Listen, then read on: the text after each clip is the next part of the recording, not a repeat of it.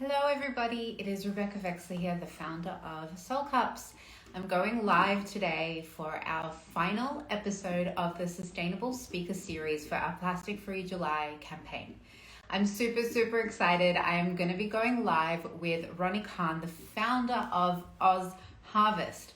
This is going to be such a big conversation, so inspiring, so impactful. So I cannot wait to have Ronni on. I'm going to be adding her to the chat any moment now. But I do also want to take this opportunity to tell everyone that we're actually turning this speaker series into something permanent. So we had such an incredible response from all of our followers, all of our soulmates, basically loving the content we'd been creating by all these interviews. We see that they're inspiring you, that they're igniting quite a conversation. So I have just loved doing them. So we have decided to turn them into something permanent. They are becoming a podcast episode, they're becoming a YouTube channel, and we'll obviously be doing the Instagram lives from here on out. So cannot wait to show you guys the lineup for August. We're already planning it and I'm so excited.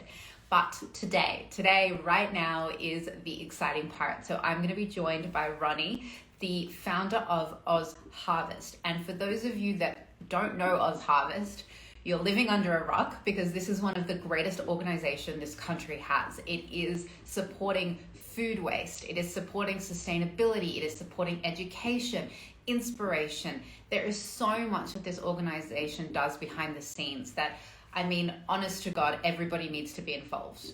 I have had the personal pleasure of jumping into one of those yellow vans that you see driving around the cities, and actually go on that little journey to see what happens behind the doors. I absolutely felt so elated when I finished that run that day with the driver, to actually understand what really happens. So I'm super excited to talk to Ronni about the logistics and what it takes to actually create that incredible organization, and what happens, on the in the office and in the headquarters, and hopefully inspire you guys with some pretty insane statistics as well. So let me invite Ronni into this chat so you don't hear me babble on about it anymore, because this is going to be very inspiring. She should pop on any second.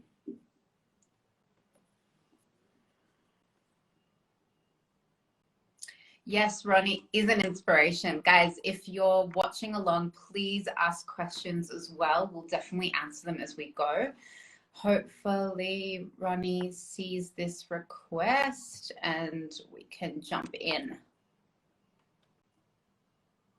Let me try one more time.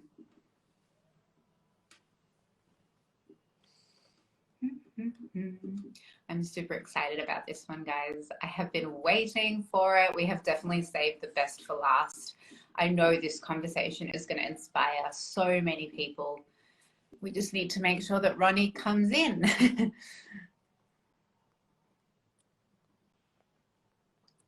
Hold on. There's always a little bit of a tech glitch in the beginning. She's unable to join. Let's try that again. Sorry, everybody. Hopefully we can fix this ASAP.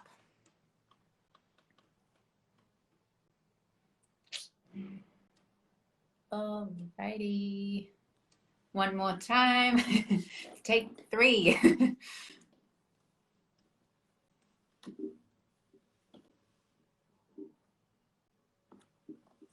All right. Ronni, I can see you have joined and you're watching, and hopefully you can accept this request. You are here. Hold on. You should be able to accept it now.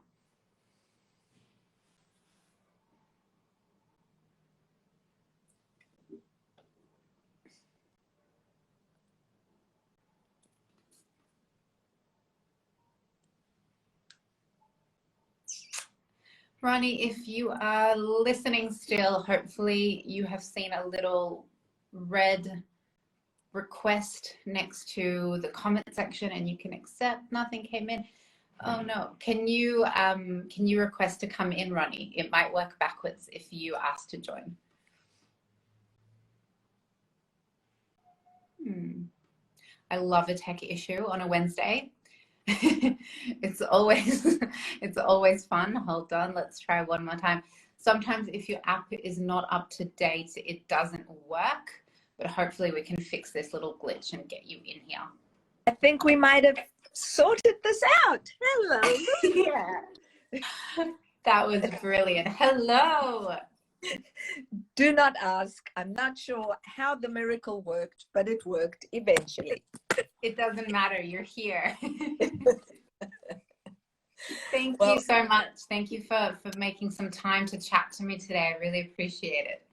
Not a problem at all. I can just tell you that I'm here in Sydney. So first, I want to acknowledge that I meet you on the land of the Gadigal people of the Eora Nation, and I pay my deep respects to the elders, past and present, and my pronoun is she.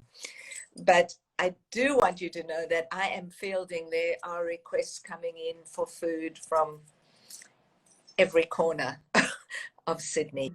Just absolutely. It's a strange day. It's a strange day because everything that happened over the weekend, everything that's happened in the last few days, there are some very peculiar moods, and there's very eerie sort of feelings going around. Everybody's mindsets are a little bit off. So, you know, I can only begin to imagine the consequences on that in the industry that you're specifically in.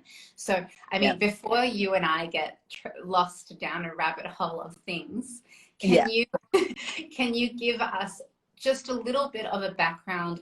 What is Oz Harvest in your words? What have you created? And give us just a little bit of a background of how it all started, because it's such a beautiful story. I've created the most extraordinary monster. The monster that goes out to do good. So for those of you who don't know, Oz Harvest, in its main, what people will know us for is to make sure that we rescue good food and take it and make sure that that good food feeds vulnerable people. So in 17 years, we've delivered the equivalent of 175 million meals.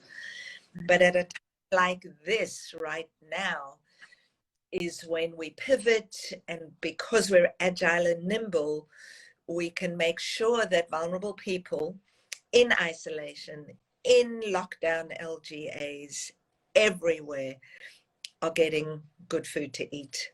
And that's right.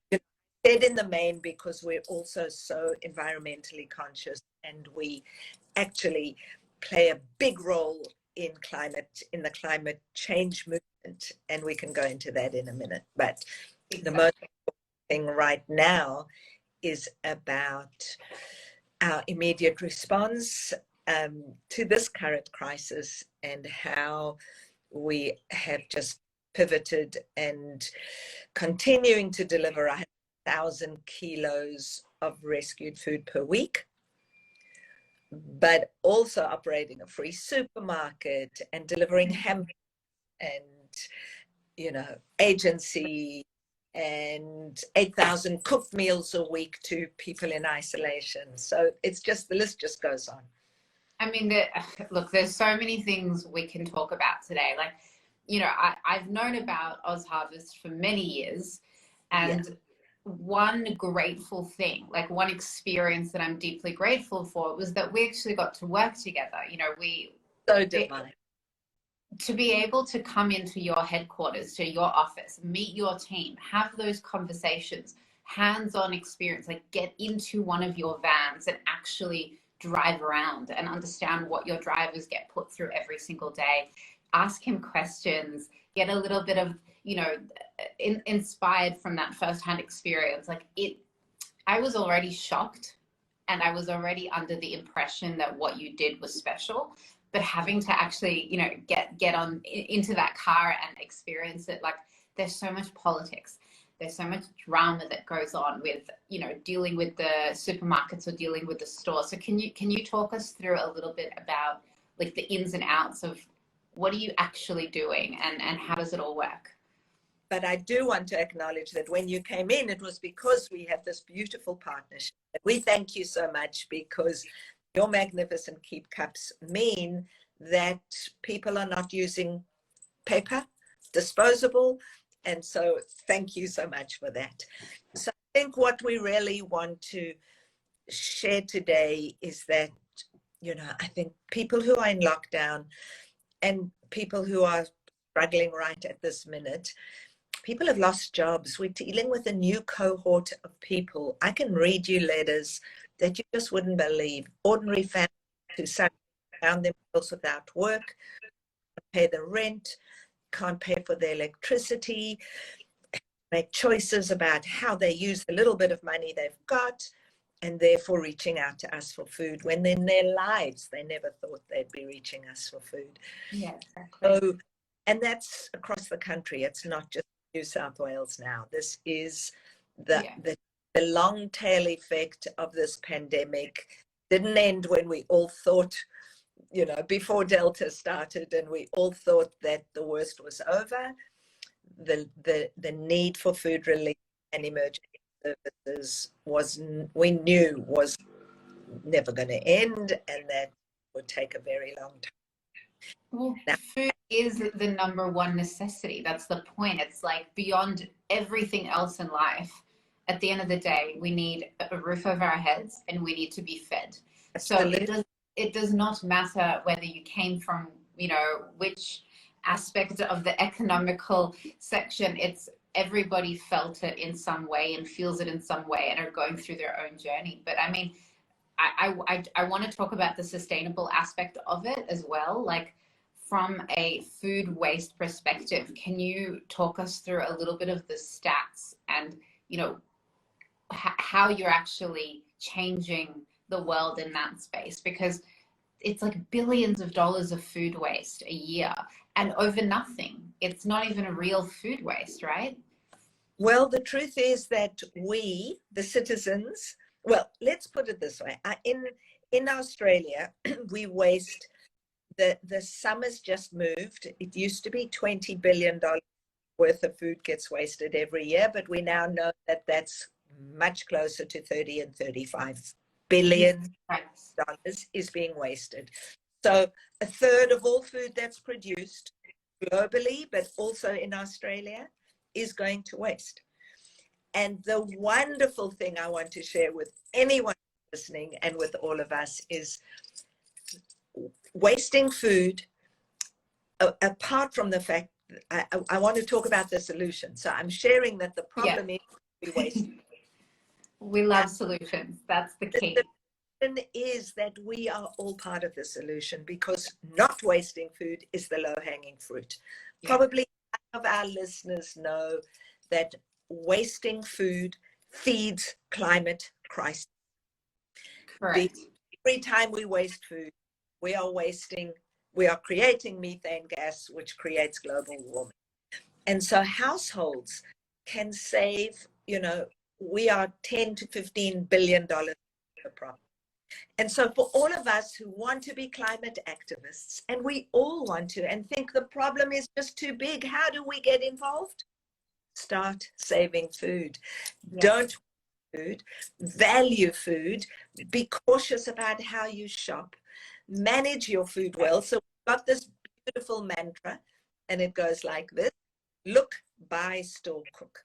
Look what's in your fridge, your pantry, before you go shopping. Before you make that list, if right now you're in lockdown and you've just got a weekly list that's just keeping on generating, change it. Because if you didn't use the pasta last week and you've got pasta on your list again this week, don't buy it. That's buy right. it and then use it. Use it. Right. Store it well. If it's fresh and you can't use it, freeze it. If it's herbs, make sure you manage them well. And then cook it, eat it, and use up your leftovers. Because by just doing that, you will help us save billions of dollars, and you will help global warming.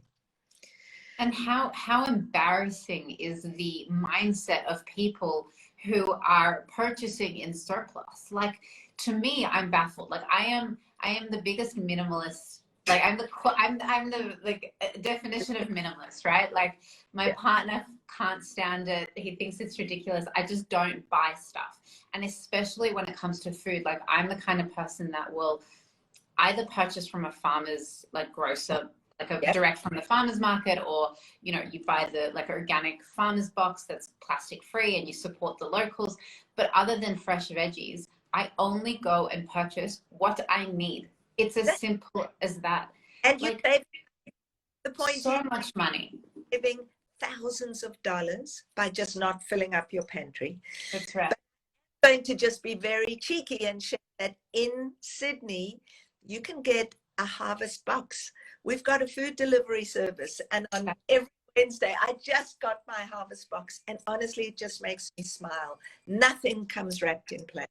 It's all just in the box, and it's beautiful, collected with love. It's curated from farmers around our local area, so it's just beautiful. So just know that, then what I do is I just make sure I use that through the week until it's gone. And it's just a wonderful thing. So we do have to be mindful. If we're talking about Australia as a country, our leaders are failing us abysmally. We are lowest in all of the climate action countries, and we are a rich, wealthy country, and we need to play our part. Each and every one of us can be part of that and can write letters and demand and start, again, being activists. I mean, the whole point of why I started this series, this speaker series, is because my entire mission is to be a platform for education. And the goal within that is to create conscious consumers. That is what I'm trying to do here. It is to educate people with a plethora of brands, speakers, thought leaders, everything in between, so that you are, as a consumer, fully equipped. You have no excuse, right? There's no excuse except your own laziness, because it doesn't matter whether or not our leaders are failing us, whether or not, there's a pandemic going on. Me as a consumer has choice. I have a brain. I have the ability to think. Therefore, I must make a conscious decision. And if it's not a conscious decision, then it's a wasted decision in my eyes. And it's a conversation we just keep on having, and we should be voting with our dollars. We're well equipped, we're well educated. There's so much choice. Go buy an Oz Harvest box, there's just so much choice. Website. But the truth is, also people come to me and say, blame our supermarkets. No, supermarkets put on the shelves what we buy. If we stop berries that are out of season, they won't be there. So we have so much power, and it is really time for us to use. And so from our points of view, we are completely committed to the UN SDG goal. Well, we cover 5, but the most important one is 12.3, which is not waste food. And our country has committed to halving food waste by 2030, which means we've only got 9 years. And so we need every single citizen, everybody connected, committed to doing their part. It's the low-hanging fruit. It's the easy thing to do. That's right. And the benefit in this particular case is there will be saving of money. Exactly. Around $3,500 a year per household. Now that's significant. That's a holiday. That's serious money. It is serious money. And I think what you and I are trying to stress to people is that you do have you do create an impact from your choice. Like, if we use the supermarkets as an example, right? They're run as a business. And you and I know, as business owners, a lot of the time that's based on numbers. It's based on data, analytics, and numbers. So if a supermarket suddenly notices a shift or a change that, this range of products is no longer being purchased, they'll stop stocking it because it costs them money for storage. Absolutely. It's logical. That's why I always, often say, like, vote with your dollar, have those decisions. And, a couple of weeks ago, I was interviewing another wonderful lady, and the quote that I repeated was, if you think you're too small to make an impact, try sleeping in the room with a mosquito. And this is the example of it. You know, if you think you're too small to make an impact, you're bloody well not, you know. Of course. And it's that beautiful thing, 1 billion people using one disposable cup, 1 billion people, you know, we make choices and we are part of that. And that's where we can take our power back. Because That's on right. one level, we feel so disempowered. But in fact, you know, it's like $1. We get $1, we can deliver 2 meals. Yeah. So for the person who thinks, wow, I could only donate $5, that's 10 meals. What if you gave up 1 cup of coffee a month, donated it to us Harvest? We can deliver 10 meals. That's powerful, you know. So That's there incredibly powerful. are choices we can make when you buying that Harvest box. Yeah, a percentage allows us to deliver more meals. So it's invigorating, and you feel that you can play a part. I think that's the beautiful message to share, that you really can play a part. And I mean, look, Ronni, you've been running this organization for quite a little while now. I have no doubt. We're a 17-year-old overnight success. Yeah. I I have no doubt that, you know, almost every day you learn something new. Almost every day something inspires you. But, you know, if you could sort of think off the top of your head, what are a few things, or one thing that you can share with us today that, you know, really took your breath away, or that's inspired you, or something you've learned that you know you never forgot? So this week I've had this beautiful experience. So I'm training a whole bunch of corporate leaders to have purposeful leadership. And I want to share something with all of your people. You can see have, do, be. It's what most of us, we think, if I only had more money, if I only had more time, then I could do this and this, and then I could be the wonderful person I want to be. Well, how about you start being who you want to be? Do what it is you want to do, because then you will have whatever it is you need. And honestly, it's 3 little words, but when you change the order, it's very powerful. That's beautiful. I wholeheartedly connect to that, because I think, you know, it comes down to this sentiment of exactly what we're trying to say. It's like, stop complaining, stop talking, and start being that inspiring and doing that, the things you want to see in the world, you know. And if it means starting with one thing and perfecting it, start with one thing. Well, we are human beings, not Yeah. human. And more we be, then we start living the life we're meant to be. You know, that's the one. You know, I'm sure your people know that my book's just come out.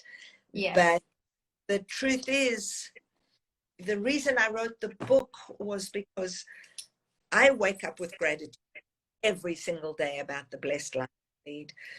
And the truth is, people look at me and think, well, I want what she's got. Well, all I've got is I am being exactly who I'm supposed to be.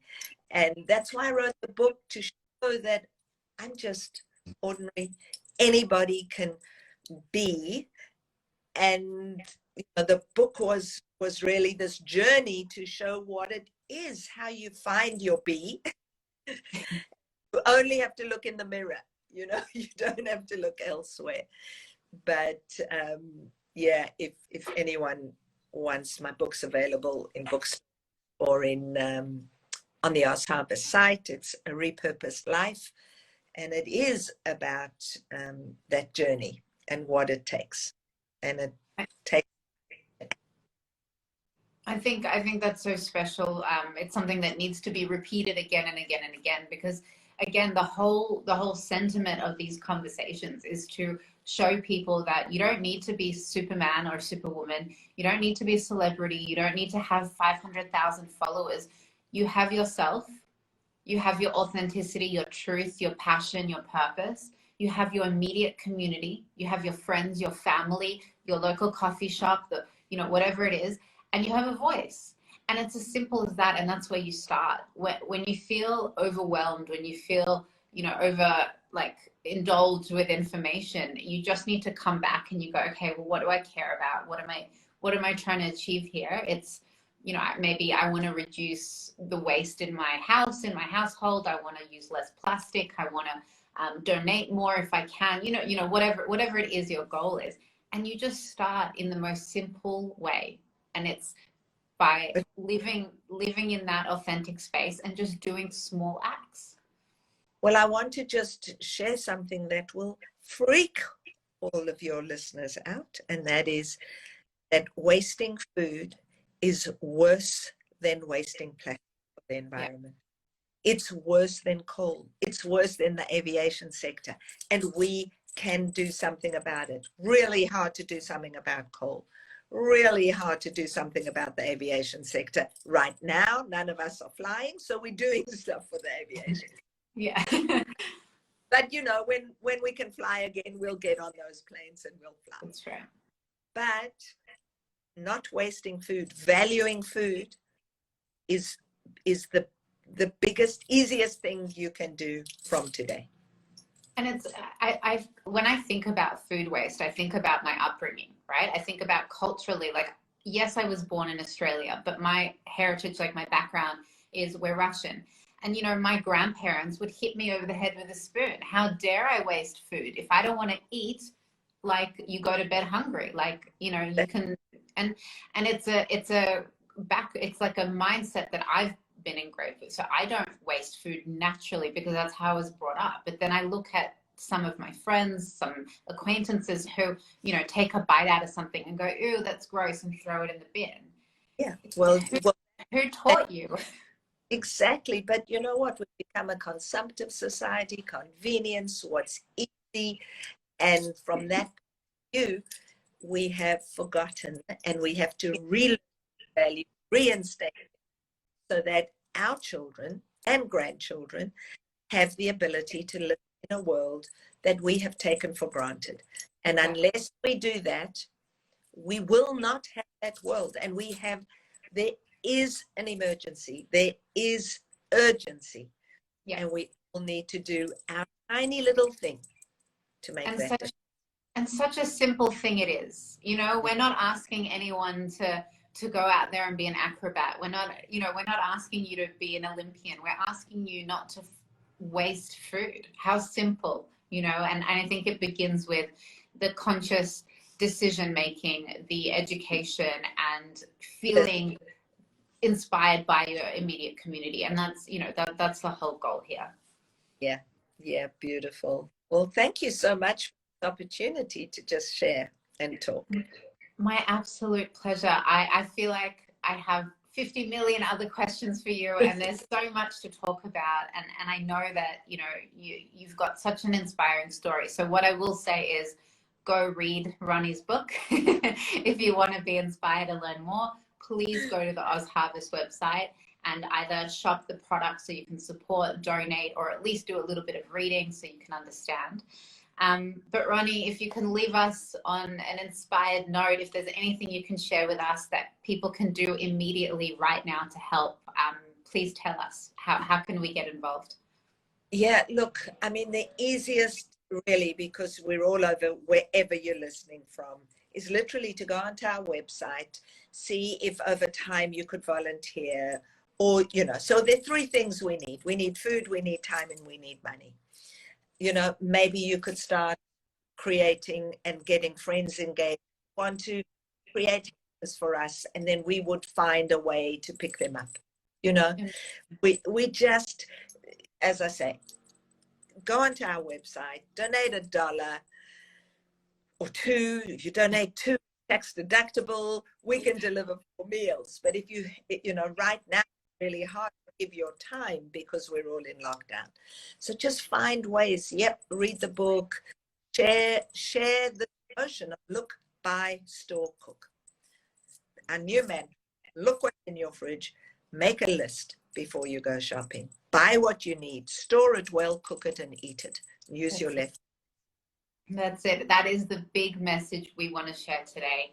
Ronni, Thank you wholeheartedly. You And inspire me so much. thanks a million for your support.